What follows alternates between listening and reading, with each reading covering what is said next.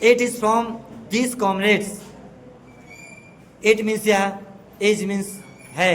From this comrades, इन साथी मित्रों से, साथियों से, भक्त जो देश के देशभक्त थे उनसे, इन द स्ट्रगल संघर्ष में.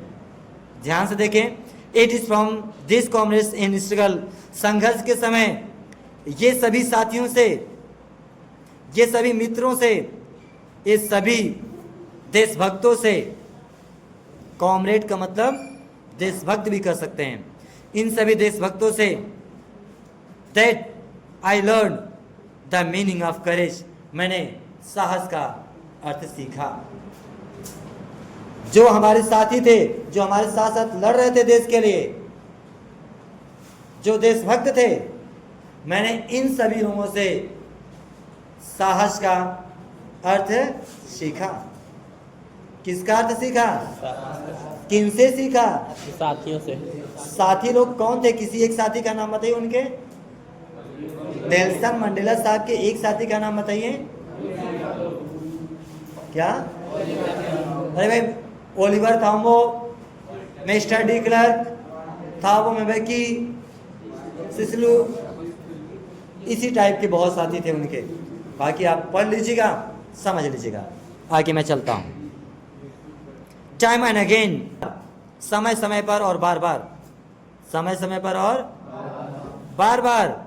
आई have seen men and women, मैंने लोगों को, पुरुषों और महिलाओं को, risk and give their life for an idea. An idea means एक विचार के लिए स्वयं को रिस्क, जोखिम में डालते हुए, एंड गिव दियर लाइफ, और अपने जीवन का न्यौछावर करते हुए मैंने क्या किया? देखा है. मैं बार बार समय समय पर एक विचारधारा के लिए, पुरुषों और महिलाओं को किसी एक विचारधारा के लिए रिस्क उठाते हुए और अपने आप को बलिदान देते हुए, अपने आप को न्यौछावर करते हुए मैंने सबको देखा है. मतलब जीत चाहिए तो जीत, चाहे स्वयं को सैक्रिफाइस भी करना पड़ जाए, वो लोग इसका परिचय दिया करते थे. तो उन्होंने क्या किया? मतलब नेल्सन मंडेला साहब ने अपने उन्हीं साथियों से, जो ऐसे लोग थे, उन्हीं से क्या किया? साहस की वास्तविक मीनिंग सीखा. जैसे आप भी साहसी हैं, हम भी साहसी हैं, सब लोग साहसी हैं, लेकिन भरत तिवारी जैसे साहसी होना बड़ा मुश्किल है.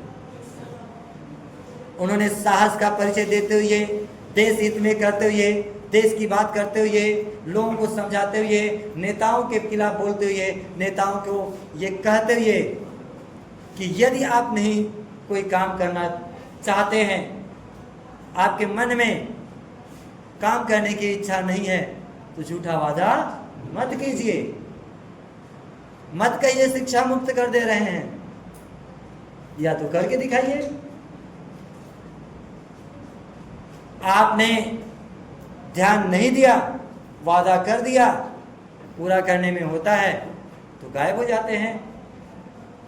तो ऐसे देशभक्त, ऐसे देश के जाबाज की जरूरत होती है, जैसा कि देश में भरत तिवारी को आपने देखा और उधर नेल्सन मंडेला के साथियों को आपने देखा.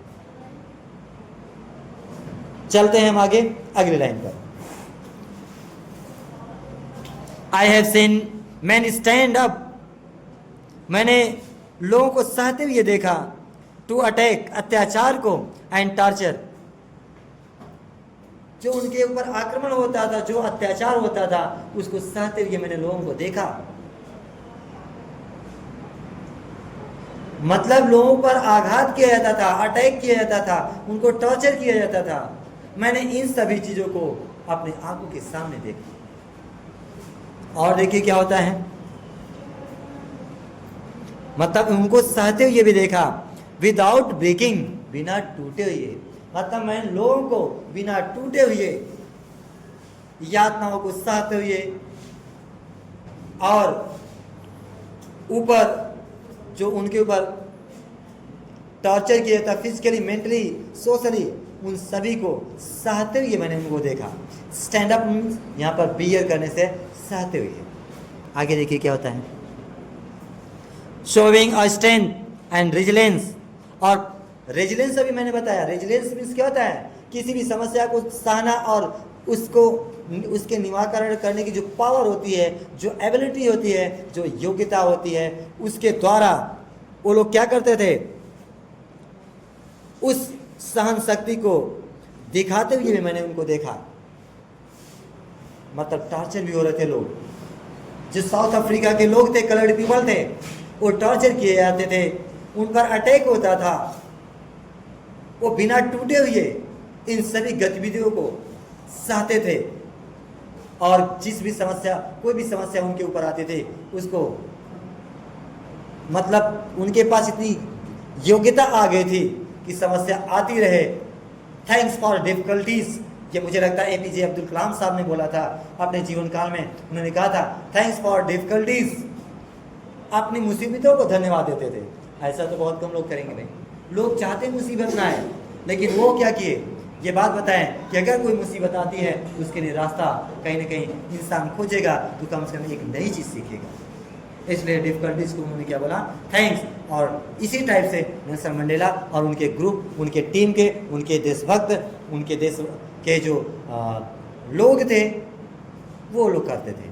मुझे लगता है आपने समझा। आगे मैं चलता हूँ।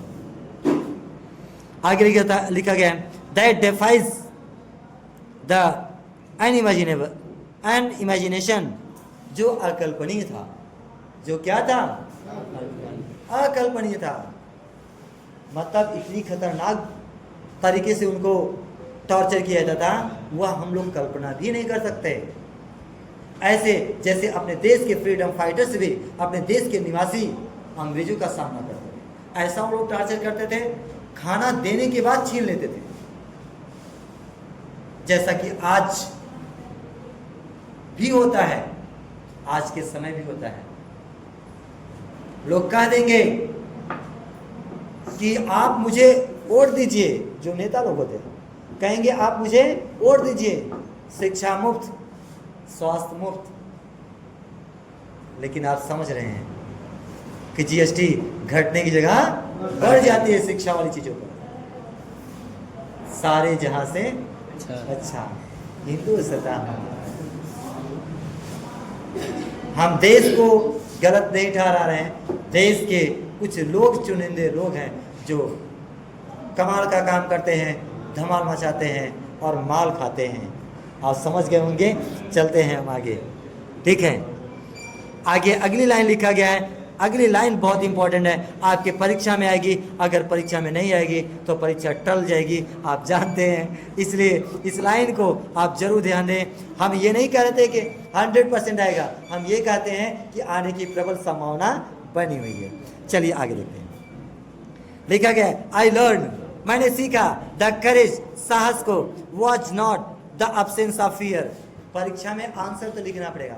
व्हाट इज करेज, क्या रहेगा, व्हाट इज करेज, उसका आंसर लिखा गया है। क्या लिखा गया, I learn means Nelson Mandela के बारे में बताया कि मैंने सीखा। उन्होंने कहा मैंने सीखा, क्या सीखा, that courage was not absence of fear. Courage was not absence of fear. साहस का मतलब डर का ना होना नहीं होता है। मतलब आप निडर हैं, इसका मतलब आप साहसी नहीं। गजब का, जैसे लगता है कि गजब गजब बोला जा रहा है। अगर आप डरते नहीं, इसका मतलब ये नहीं कि आप साहसी हैं। इसका मतलब साहसी व्यक्ति को डरना भी चाहिए। अब्सेंस का मतलब आपके अंदर डर ना हो, इसका मतलब आप साहसी नहीं है। तब कैसे साहसी रहेंगे भाई? हमारे अंदर अगर डर नहीं है, इसका मतलब हम साहसी हैं, यही तो कहा जाना चाहिए। बट यहां क्या लिखा है, यहां लिखा है courage was not the absence of fear. साहस का मतलब डर ना होना नहीं होता है, बट बल्कि आगे लिखा गया है आपको चिंता नहीं करना है। देखिए क्या लिखा है, लिखा है द ट्रम्प ओवर इट, डर के ऊपर विजय प्राप्त कर लेना होता है। अगर आप डरते नहीं, इसका मतलब साहसी नहीं है, बल्कि डरते थे और उस डर को जीत लिए आप और आप सफल हो गए, आप विजय प्राप्त कर लिए उस पर, इसका मतलब अब आप साहसी हो गए। जैसे आपको होमवर्क करने में डर लगा, जैसे सर आ रहे हैं, आपने होमवर्क नहीं किया है तो आपको डर लग रहा था, लेकिन होमवर्क कर दिए, अब आप साहसी बन गए। पहले होमवर्क ना करना एक साहस तो था, लेकिन उसको साहसी नहीं कहेंगे। साहसी किसको कहेंगे? जब आपने होमवर्क ना करने वाला जो डर था उसको तुरंत करके आपने अपने आप के अंदर एक ऐसे साहस को उत्पन्न किया, इसका मतलब आपने डर पर अब क्या कर लिया? विजय प्राप्त कर लिया। इसी को बोलेंगे वो real meaning of the courage, साहस का वास्तविक अर्थ, साहस का वास्तविक अर्थ। तो आपके अंदर डर होना चाहिए, लेकिन उस डर को निकालने का मतलब उसको सीख जाएं, उस पर विजय प्राप्त कर लें, वह आपके कब्जे में हो जाए। You are master of yourself, जब आप स्वयं के क्या हो जाएं? मालिक हो जाएं। चलते हैं हम आगे। तो ये लाइन थी, लिखा गया आगे वाली तो और इम्पोर्टेंट लाइन है भाई, लाइनों का भंडार है, आप देखेंगे तो कमाल होता चला जाएगा। द ब्रेव मैन, जो बहादुर लोग होते हैं, द ब्रेव मैन जो बहादुर लोग होते हैं, इज नॉट, वो नहीं होते हैं, he who does not feel afraid, जो बहादुर लोग होते हैं वो ऐसे लोग नहीं होते हैं कि जो डरते नहीं हैं।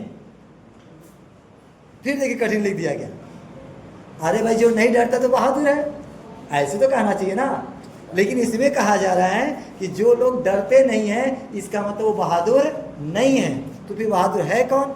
आगे लिखा गया होगा, आगे पढ़िए अपने आप समझ में आएगा। लिखा गया बट ही कन्कर दैट फियर, बल्कि वो लोग बहादुर हैं जो क्या? भय पर कन्कर कर ले गए। कन्कर मीन्स होता है विजय प्राप्त करना, ट्रम्प मीन्स होता है विजय प्राप्त करना, विक्ट्री मीन्स होता है विजय प्राप्त करना। कन्कर जो मीनिंग आई है सबसे लाजवाब मीनिंग है, शायद दुर्भाग्य से वह छूटी थी, लेकिन आप ध्यान दीजिए अंतिम लाइन में वह पहले 8वें पैसेज के अंतिम पॉइंट में लिखा गया है, ही हु कन्क्वर्स दैट फियर, जो उस भय पर विजय प्राप्त कर ले, वही क्या है? वही साहसी होता है, वही बहादुर व्यक्ति होता है। तो आप